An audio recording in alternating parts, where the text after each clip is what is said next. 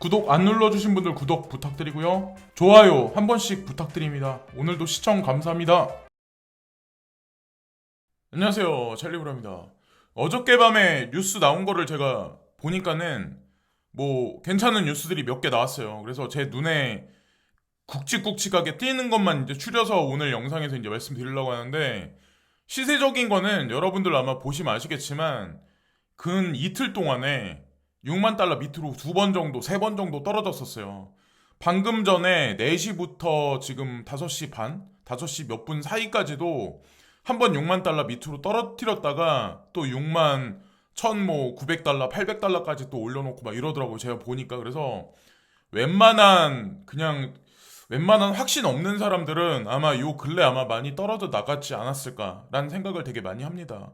그러니까 진짜 불장이 되기 전에 이렇게 막 흔드는 거는 거기엔 다 이유가 있는 거고, 누굴 탓하겠어요. 코인 털린 내 자신의 손가락을 탓해야지. 그러니까 운도 있어야 돼요. 확신도 있어야 되지만, 코인 투자는 진짜 저는 세상 사는데 운칠 기삼이라고 하는 얘기가 있잖아요. 근데 저는 그거를 믿거든요. 그러니까 사람이 운이 있어야 돼요. 예, 그래서 어쨌건 지금 코인을 꽉 쥐고 계신 분들은 다 운이 있으신 거고, 그 결과는 반드시 나올 거라고 생각하는 어떤 그런 것들이 여러 가지 나와 있더라고요. 제가 보니까 페이스북이 회사명을 페이스북에서 메타로 변경했어요. 제가 왜 살짝 웃냐 하면, 제가 페이스북을 되게 좋아하거든요. 저커버그를 되게 좋아하고, 그리고 이거는 그냥 음모론적인 것도 있을 수 있는데, 유대계 자금이, 유대계 엘리트들이, 그러니까 테슬라도 되게 많이 밀어주는데 페이스북도 많이 밀어준다라고 이제 전 알고 있거든요. 이건 음모론적으로 이제 대입해서 말씀드리는 거였는데, 오죽하면 메타로 이름을 변경했을까라는 그런 생각을 했어요. 그래서 이제 저커버그가 이제 무슨 얘기를 하냐면, 메타버스는 소셜 네트워킹이 우리가 시작했을 때와 마찬가지로 차세대 개척자라고 말했다. 자, SNS가 처음에 시작했을 때부터 지금까지 얼마나 많이 성장했을까요? 네, 메타버스, 가상현실이 구현되면서는 얼마나 많이 더 성장할까요?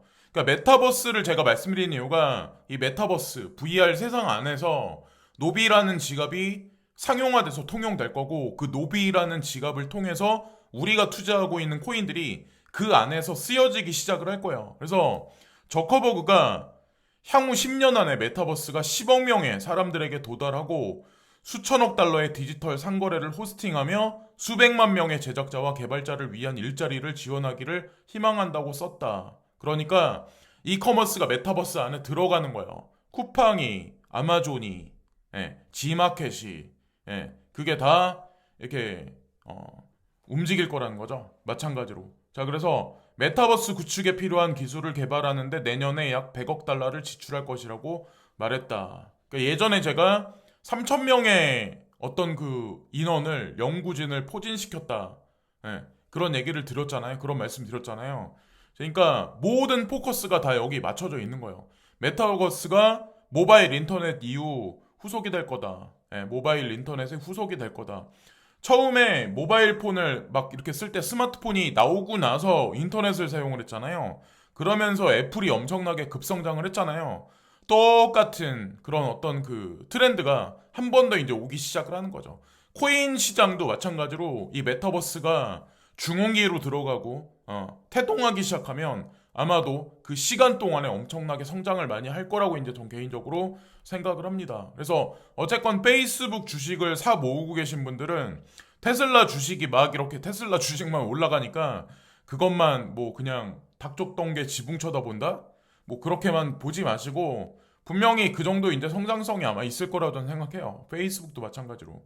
그래서 어쨌건 뭐 이런 얘기가 나오니까, 페이스북이 뭐 사명을 메타로 바꿨다 이런 얘기가 나오니까, 지금 보니까 디센트럴 랜드랑 샌드박스 뭐 엔진 코인이 조금 막 이렇게 태동을 하는 것 같아요. 그래서 어쨌건 디센트럴 랜드도 사 모으신 분들, 가지고 계신 분들은 그냥 긴 안목으로 바라보시면 아마도 분명히 아마 좋은 일이 있을 거예요. 이 친구도 마찬가지로 OTC 심벌에 충분히 들어갈 자격이 있는 친구라고 저는 생각을 하고, 제도권 규제 안에 하나둘씩 이제 제도화되기 시작한다 이런 생각을 하는 게 AML 규정 준수 도구를 테스트하는 암호화 교환 빗비넥스.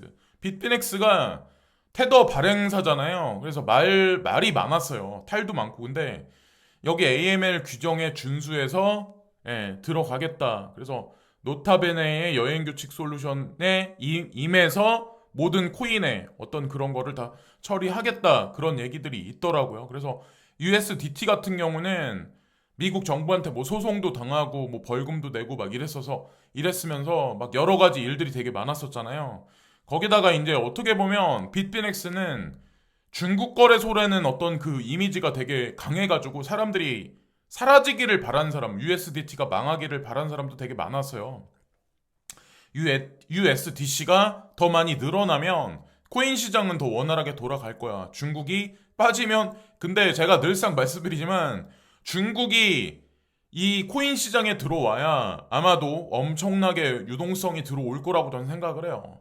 중국 사람들이 이제 돈이 많잖아요. 그리고 예전 이제 기사를 인용해서 이제 제가 한 가지만 말씀드리면 USDC는 전형적인 미국에서 코인베이스하고 이제 관련해서 서클사가 찍어내는 그냥 뭐 스테이블이라고 보시는 분들이 있는데 서클사가 개입된 건 맞는데 USDC 그러니까 탄생되면서 비트메인이 주축이 돼서 이 자금을 리드해서 이제 끌어왔고 그 다음에 이제 바이두가 개입이 돼 있어요. 그래서 전형적으로 100% 미국이 움직이는 스테이블 코인이라고 보는 거는 좀 제가 보기엔 좀 아니라는 생각을 합니다. 이거는 구글링 해보시면 알아요. 그래서 어쨌건 미국과 중국이 다 개입이 돼 있는 거예요. 그래서 그냥 편파적인 시각으로 보시지 마셔라. 그런 의미에서 이제 한 가지 말씀드리려고 하고 크립토 거래소 중에 리퀴드라는 거래소가 있는데 여기가 일본 파생 상품 라이센스를 취득했다. 일본은 가상자산에 관해서 되게 보수적이에요. 그래서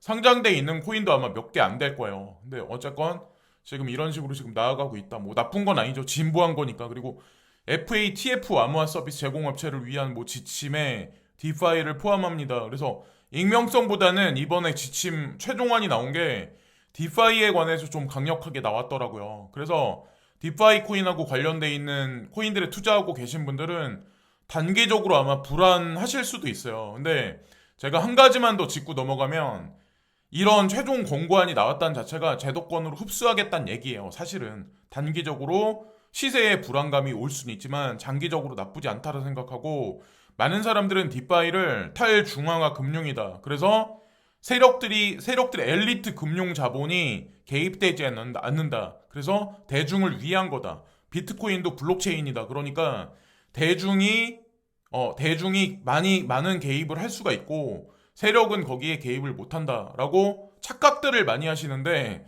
탈중앙화 금융이 자리를 잡기 위해선 더 강한 규제가 전제가 돼요.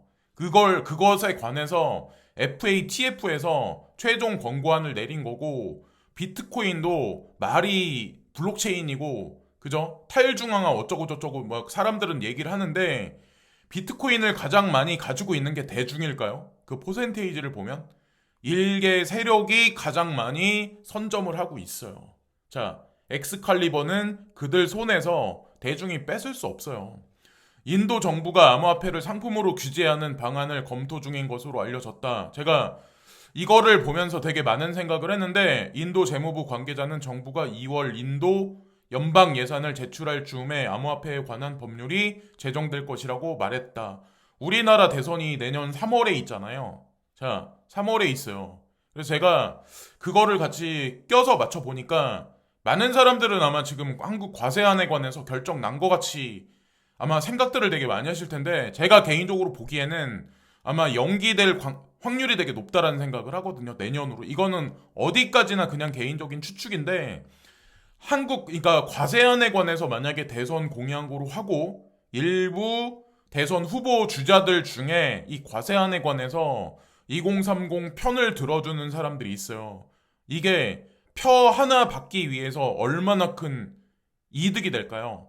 이거를 올해 연말에 이걸 단정지어서 할까요? 그리고 이 지금 시장 자체가 대도권 수용에 관해서 명확하게 규제안이 미국 정부에서 나오지도 않았어요. 지금 증권거래위원회에서. 그러니까 리플에 관해서도 그것에 관해서 뭐 증권이다 아니다에 관해서 확실하게 나오지도 않은 상황이에요. 근데 과세안에 관해서 한국 정부에서 기준을 잡아서 그냥 여기다가 그냥 때려버리겠다. 그냥 여기서 결정시켜버리겠다. 저는 연기될 거라고 전 개인적으로 생각을 합니다. 그래서 끝까지 지켜보세요. 과연 어떻게 될까? 저는 여기에 이거하고 정부가 2월 인도 연방 예산을 제출할 줌이라는 거랑 대선하고 같이 이렇게 한번 퍼즐을 한번 맞춰볼게요. 그래서 올해 말에 과연 될 수 있을까라는 생각을 합니다. 자, 그래서 인도 얘기가 나와서 이제 한 가지 말씀드리는데 전 세계 경제가 막 이렇게 침몰하는 동안에 전 세계 GDP 2019년 GDP 그리고 프로젝티드 2020년 GDP 그로스율을 보면 중국이 22.53으로 자 여기 보면 플러스 1.2% 그리고 인디아가 플러스 1.9%였어요. 나머지 미국은 마이너스 5.9%였고 다 안 좋았어요. 인도네시아만 그나마 0.5%였고 이 자료는 IMF하고 월드뱅크에서 나온 거예요. 자, 이거는 한쪽에서 이제 치우쳐서 말씀드린 게 아니라 거기다가 더 재미난 거는 뭐냐면 이 소스는 OECD에서 나온 건데 그 코로나 바이러스 슬럼프가 이제 있는 동안에 2021년에 이 1쿼터 동안 GDP가 성장한 거.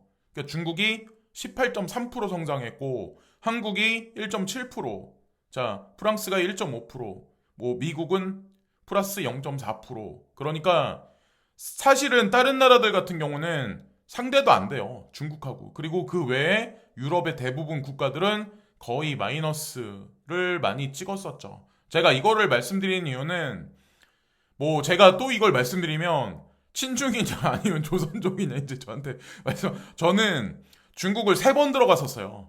중국이 이제 성장하는 동안에 3번 들어갔었고 뭐 프랑스에도 잠시 있었고 인도라는 나라에도 있었고 뭐 오세아니아의 대표국인 호주에도 잠깐 있었고 미국에도 잠깐 있었는데 제가 그 나라에 여행을 갔던 사람이 아니에요. 저는 일을 하려고 그러니까 상당 오랜 기간 머물렀던 사람이기 때문에 이게 이 말이 왜 나왔는지는 저는 알아요. 그래서 사람들이 이제 뭐 중국이 뭐 성장하면 뭐 안 좋다 막 이렇게 보시는 분들이 있는데 그게 중요한 게 아니죠. 내가 왜 중국 관련한 코인에 왜 투자를 하고 있나. 그리고 이런 게 얘기해 주는 게 되게 많아요. 사실은 뜻하는 게. 그래서 그 결과를 끝까지 한번 지켜보세요. 2030년까지 과연 어떻게 될까? GDP, GNP가 과연 어떻게 될까? 그리고 우주 항공산업에 관해서 과연 중국은, 미국은, 러시아는 과연 어떻게 나올까? 그걸 한번 끝까지 한번 보세요. 많은 사람들은 아마 중국이 망한다라고 지금도 아마 얘기들을 되게 많이 할 거예요. 근데 망하진 않아요. 베리 실버트가 이제 중요한 얘기를 하나 하는데 나심 탈레브라는 분이 있는데 이분이 이제 코인에 관해서 좀 부정적으로 얘기를 되게 많이 하나 봐요. 그러니까 베리 실버트가 본인이 이제 비트코인을 많은 양의 비트코인을 10만 달러에 나심 탈레브한테 팔아버리겠다 이런 얘기를 오늘 2번째로 하는 거거든요. 예전에 한 번 하고 오늘 2번째로 하는 거예요. 이렇게 이제 반복해서 얘기한다는 얘기는 실제로 비트코인이 이 가격까지 갈 수 있다는 얘기예요. 이 시기가 올해 연말이 될지 내년 어느 순간까지 넘어갈지 모르겠지만 어쨌건 베리 실버트가 언급한 거는 예의주시해서 봐야 돼요. 이 사람이 어느 순간에 이런 문장을 얘기를 하면 어느 순간에 그게 진짜 현실이 되고 해체가 돼 버리더라고요. 그래서 그런 관점으로 보시면 어떨까라는 생각을 합니다. 그리고 바이낸스에서 송버드 그러니까 SGB 에어드랍을 진행할 거다. 날짜가 정확히 나온 건 아닌데 그러면서 이제 그런 얘기가 있더라고요. 에어드랍이 진행되고 상장에 관해서는 보장은 하지 않는다라는 얘기를 하더라고요. 그래서 어쨌든 상장 날짜가 정해지면 한국 업비트나 다른 중소 거래소들 같은 경우도 상장하지 않을까 개인적으로 생각합니다. 근데 대형 거래소가 일단 움직여야 중소 소규모 거래소도 움직이지 않을까 생각을 합니다. 어쨌건 좋은 거죠. 어쨌건 XRP 생태계가 구현되는데 송버드가 차지하는 역할이 되게 크기 때문에 저도 XRP에 관해서 확신을 하고 있는 거예요. 그리고 확실한 규제안은 증권거래위원회가 됐든 아니면 상품선물거래위원회가 됐든 아마 나오기 시작을 할 거예요. 그래서 어쨌건 시세적인 것도 분명히 반영이 있지 않을까 기대를 한번 해봅니다. 그리고 호라이젠이 젠두 테스트넷 런칭했다. 뭐 이거는 이미 여러분들 다 아시겠지만 지난 3년 동안 호라이젠은 이 젠도 런칭을 위해서 지금까지 많은 노력을 했고 그 결과가 나오기 직전이라고 보시면 돼요. 그래서 얼마 전에 코인베이스 상장 이후에 요거밖에 상승 안 했어 막 이렇게 보신 분들도 많고 베리실버트가 또 속였네 별의 별 얘기들이 되게 많은데 양날의 검이에요 사실은. 근데 양날의 검인데 저는 젠도 런칭이 됐다고 해서 크게 상승한다는 보장은 없다라는 생각을 해요. 한편으로 이게 호재인 건 사실이지만, 그러니까 기대가 크면 실망도 크다고, 그게 중요한 게 아니죠. 젠도 런칭한 이후에 타 코인사나 다국적 기업이 과연 호라이젠하고 파트너십 관계를 발표를 하냐 마냐, 이게 관건이라고 저는 이제 생각을 합니다. 예. 어쨌든 그냥 3년 동안 가지고 있었기 때문에 지금도 그냥 가지고 있는 거예요. 앞으로도 가지고 있을 거고. 그래서 기회를 노려가지고 그냥 단기적으로 들어가신 분들 같은 경우는 아마 본인들 생각대로 안 될 가능성도 높아요.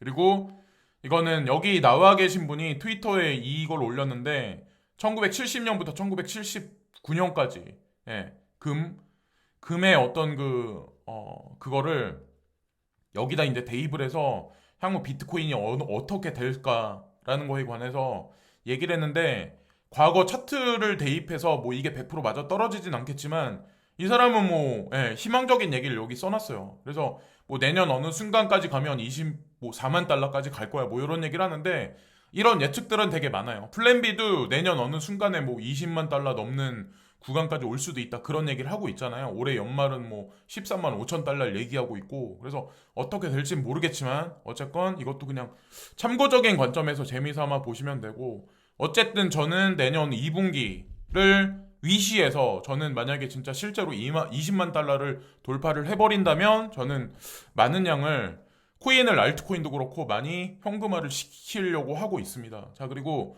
유럽 중앙은행이 금리를 동결했다. 코로나19 대응 채권 매입 규모를 유지한다. 이런 뉴스가 나왔더라고요. 제가 이걸 보니까. 그래서 1조 3,500억 유로 규모의 팬데믹 긴급 매입 프로그램을 계획대로 계속 집행하기로 했다. 그래서 돈을 지속적으로 계속 풀겠다. 그리고 금리는 유지하겠다. 이런 얘기가 나왔고, ECB는 인플레이션 목표치인 2%에 충분히 근접한 수준에 수렴할 때까지 금리를 현행 수준이나 더 낮은 수준으로 유지할 것으로 기대한다고 밝혔다. 더 낮출 수도 있다라는 얘기를 지금 하고 있죠. 얼마 전까지만 해도 금리 인상하겠다는 얘기가 일주일 전까지만 해도 나왔거든요. 근데 유럽에서 이렇게 금리 동결을 하면 미국에서도 거의 쫓아갈 확률이 높다라는 저는 생각을 해요. 테이퍼링 얘기를 과연 할지 안 할지 어떻게 할지, 그리고 이번에 제롬 파월 연준 의장도 인플레이션에 관해서 과연 인내하겠다, 일시적인 거다 말할 수밖에 없을 수도 있다는 저는 생각을 하거든요. 왜냐면 코로나 때문에 인프라가 와해된 게 아직까지 회복하는데 시간이 걸리고 내년 아마 3월, 4월 이 정도까지 가야 아마 어느 정도 회복할 거라고 저는 생각을 해요. 회복하기 전에 일어나는 인플레이션에 관해서 과연 인정을 할까라는 생각을 하거든요. 그래서 그 공포심을 또 유도해서 대중 심리를 혼선해 줄 수 있는 어떤 그런 거는 미디어를 통해서 나올 수는 있지만, 어쨌건 제가 보는 관점에선 유럽에서 이런 식으로 나왔다는 얘기는 좀 그런 식으로 나오지 않을까. 그래서 이런 얘기를 하고 지금 유럽도 그렇고 미국도 그렇고 한국도 그렇고 전 세계 모든 나라가 부채가 엄청나게 많이 늘어나 있는 현재 상황이잖아요. 그래서 CBDC가 탄생되는 게 그냥 우연은 아니라는 거죠. 그리고 지폐를, 예를 들어서 물리적인 지폐는 사람들이 금고에 숨길 수 있고 땅속에 묻을 수 있고 감출 수 있어. 이것이야말로 진정한 탈중앙화예요. 자, 물리적인 금도 진정한 탈중앙화예요. 지폐가 사라진다, 금 가격이 오르지 않는다, 대중들은 금을 보유하지 않는다, CBDC가 유통되기 시작을 한다, SNS를 통해서. CBDC는 정부에서 속속들이 다 관여할 수도 있다. 세금도 속속들이 다 매길 수도 있다. 완전 유리지갑이 돼버린다. 그게 탈중앙화일까요? 완전한 중앙 집권화로 지금 전 세계는 가고 있는 거예요. 메타버스도 막 움직이기 시작하면 그건 탈중앙화하고 거리가 멀어요. 누군가는 지켜보고 있는 경제 생태계가 소프트웨어적으로 구현되고 있는 그런 세상이 도래한다라고 보시면 돼요. 매트릭스 안에 대중들은 갇혀서 그 안에서 이제 뭐 직업 활동을 하고 살아가는 거고, 세금도 꼬박꼬박 정부한테 바쳐야 되고, 탈세와 탈법, 불법은 사라지는 세계가 점진적으로 오고 있는 거죠. 사실 대중이 살기에 그렇게 많이 어떤 유토피아적인 그런 세상으로 간다라고는 저는 생각을 안 해요. 그래서 이것으로 오늘 방송을 마치겠습니다. 감사합니다.